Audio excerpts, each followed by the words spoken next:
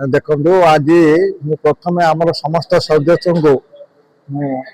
ଆର୍ଥିକ କୃତଜ୍ଞତା ଜ୍ଞାପନ କରୁଛି ଯେହେତୁ କି ମୋତେ ଏତେ ବଡ଼ ଗୁରୁ ଦାୟିତ୍ୱ ମୋ ଉପରେ ଦେଇଛନ୍ତି ଆଉ ମୁଁ ମଧ୍ୟ ସେମାନଙ୍କୁ ମାନେ ପ୍ରତିଶ୍ରୁତି ଦେଇଛି ଯେ ଆମର ଉତ୍କଳ ସାମ୍ବାଦିକ ସଂଘ ଯେଉଁଟାକି ଓଡ଼ିଶା କ'ଣ ଭାରତବର୍ଷ ସର୍ବପୁରାତନ ଏବଂ ସର୍ବବୃହତ ସଂଘ ଉତ୍କଳ ସାମ୍ବାଦିକ ସଂଘ ହେଲା ସର୍ବବୃହତ ଏବଂ ସର୍ବପୁରାତନ ସଂଘ ଯିଏକି ସାମ୍ବାଦିକମାନଙ୍କର ସବୁ ସ୍ୱାର୍ଥ ପାଇଁ ସବୁବେଳେ କାମ କରି ଆସିଛି ଆଗକୁ ମଧ୍ୟ ଏ କାମ ଜାରି ରହିବ। କଣ କହିବେ ସଂଘ ସଦାବେଳେ କାର୍ଯ୍ୟ କଲା ବେଳେ ସାମ୍ବାଦିକ ରାଷ୍ଟ୍ର ଲେଭେଲରେ ସମସ୍ୟା ସମ୍ମୁଖୀନ ହେଉଛନ୍ତି ଏବଂ ସେମାନଙ୍କର ସମସ୍ୟା କିପରି ତୃଣମୂଳ ସ୍ତରରେ ସମାଧାନ ହୋଇପାରିବ ତା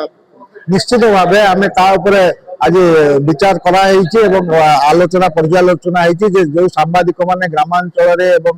ସମାଜର ତଳ ସ୍ତରରେ ସମସ୍ୟା ସମ୍ମୁଖୀନ ହେଉଛନ୍ତି ସେଗୁଡ଼ା କେମିତି ସମାଧାନ କରାଯାଇପାରିବ ଏବଂ ସେଟା ପ୍ରଶାସନ ଏବଂ ସରକାରଙ୍କ ଦୃଷ୍ଟିକୁ ନିଆଯିବ। ଏହା ଛଡ଼ା ଯେଉଁ ସାମ୍ବାଦିକ ସୁରକ୍ଷା ଆଇନ ଆଉ ସାମ୍ବାଦିକଙ୍କ ପେନସନ ଆଉ ଯେଉଁ ସ୍ୱାସ୍ଥ୍ୟ ବୀମାରେ ବାପା ମାଆଙ୍କୁ ଅନ୍ତର୍ଭୁକ୍ତ କରିବାଟା ଆଉ ଯେଉଁ ନୂତନ ଭାବେ ଆମର ଯେଉଁ ଟେକ୍ନୋଲୋଜି ଦ୍ରୁତ ଗତିରେ ବଢ଼ି ଚାଲିଛି ତା ଉପରେ ସେଇ ଜ୍ଞାନ କୌଶଳ ଯେମିତି ସେମାନଙ୍କୁ ଏଇ ଯେଉଁ ଆଜିର ୟଙ୍ଗ ସାମ୍ବାଦିକମାନଙ୍କୁ କେମିତି ଟ୍ରେନିଂ ଦିଆଯାଇପାରିବ ସେଥିପାଇଁ ପ୍ରେସ୍ ଏକାଡେମୀ ଏହିସବୁ ଆମର ମୁଖ୍ୟ ଦାବି ଗୁଡ଼ାକ ଆମେ ନିଶ୍ଚୟ ବା ଉତ୍କଳ ସାମ୍ବାଦିକ ସଂଘ ଗଜପତି ଶାଖା ତରଫରୁ ରାଜ୍ୟ ସରକାର ଏବଂ ଆମ ରାଜ୍ୟ ସ୍ତରରେ ଏଇଟାକୁ ଆମେ ଉପସ୍ଥାପନ କରିବୁ। ସଂଘ ସଦାବେଳେ ଯେଉଁମାନେ ସାମ୍ବାଦିକତା କରୁଛନ୍ତି ଅସୁବିଧା ସମ୍ମୁଖୀନ ହେଉଛନ୍ତି ରିପୋର୍ଟିଂ କଲା ସମୟରେ ସେମାନଙ୍କୁ ସୁରକ୍ଷା ଦିଆଯାଉନି ଯାହାଦ୍ୱାରା ସେମାନେ ରିପୋର୍ଟିଂ କରିବାରେ ମଧ୍ୟ ଅସୁବିଧା ସମ୍ମୁଖୀନ ହେଉଛନ୍ତି ଏବେର ସାମ୍ବାଦିକ କରିବାରେ।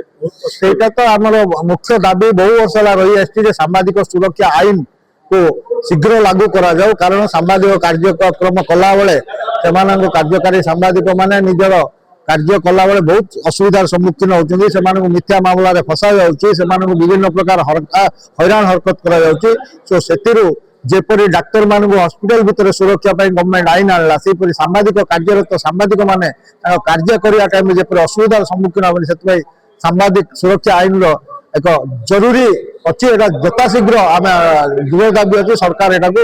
ନିଶ୍ଚୟ ଲାଗୁ କରିବାକୁ ପଡ଼ିବ। ଆମର ଉତ୍କଳ ସାମ୍ବାଦିକ ସଂଘ ହେଉଛି ବହୁତ ପୁରୁଣା ସାମ୍ବାଦିକ ସଂଘ ଯାହାକି 1985 ମସିହାରେ ଗଠନ ହୋଇଥିଲା। ବହୁତ ଜ୍ଞାନୀ ଗୁଣୀ ଏବଂ ବିବେକବାନ ଲୋକ ଆ ଦେହରେ ଅନ୍ତର୍ଭୁକ୍ତ ଅଛନ୍ତି ଏହି ସଂଘରେ।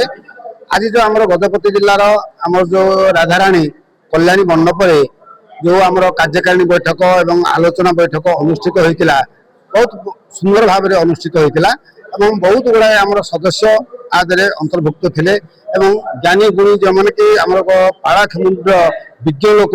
ସେମାନେ ଉତ୍କଳ ସାମ୍ବାଦିକ ସଂଘ ସହିତ ଜଡ଼ିତ ଅଛନ୍ତି ଏବଂ ସଂଘକୁ କେମିତି ଆଗକୁ ନେବା ସେଥିପାଇଁ ସମସ୍ତେ ଆଗଭର ଅଛନ୍ତି। ଯାହା ହଉ ଆଜି ଆମର ଏହି ବୈଠକରେ ସର୍ବସମ୍ମତିକ୍ରମେ କମିଟି ଗଠନ କରାଗଲା ତା ଦେହରେ ମୋତେ ମଧ୍ୟ ଭାଇସ୍ ପ୍ରେସିଡେଣ୍ଟ ବା ଉପସଭାପତି ଭାବରେ ଚୟନ କରାଯାଇଛି। ଏଥିପାଇଁ ବହୁତ ଖୁସି ଏବଂ ଆମର ସଂଘକୁ କେମିତି ଆମେ ଗଜପତି ଜିଲ୍ଲାରେ ଆଗକୁ ନେବା ଏବଂ ଓଡ଼ିଶାରେ ମଧ୍ୟ ଏହି ଗଜପତି ଜିଲ୍ଲାର ଉତ୍କଳ ସାମ୍ବାଦିକ ସଂଘର ନାମକୁ ଟେକ ରଖିବା ସେଥିପାଇଁ ସମସ୍ତେ ଆପ୍ରାଣ ଉଦ୍ୟମ କରିବେ ବୋଲି ଆଜି ମତ ପ୍ରକାଶ ପାଇଛି ଏବଂ ମୁଁ ଏତିକି ଚାହୁଁଛି ଯେ ଯାହା ହେଲେ ମଧ୍ୟ ଆମର ଏହି ସଂଗଠନ ଅଧିକ ସୁଦୃଢ଼ ଏବଂ ପୁରୁଣା ଏବଂ ବିଭିନ୍ନ ଜିନିଷକୁ ସୁରକ୍ଷାଠୁ ଆରମ୍ଭ କରି ସାମ୍ବାଦିକମାନଙ୍କର ସୁରକ୍ଷାଠୁ ଆରମ୍ଭ କରି ସେମାନଙ୍କର ଇନ୍ସୁରାନ୍ସ ସମାଜ ସେବା ଏବଂ ବିଭିନ୍ନ କ୍ଷେତ୍ରରେ କିଭଳି ଉତ୍କଳ ସାମ୍ବାଦିକ ସଂଘ ଆଗକୁ ଯାଉଛି ଏବଂ ଆହୁରି ଆଗକୁ ଯିବ ତା ବିଷୟରେ ଆଲୋଚନା ହୋଇଥିଲା ଏବଂ ସର୍ବସମ୍ମତିକ୍ରମେ ବିଭିନ୍ନ ଜିନିଷକୁ ନେଇ ଆଲୋଚନା କରାଯାଇଥିଲା ସମସ୍ତେ ଏହାରେ ସହମତି ହୋଇଥିଲା।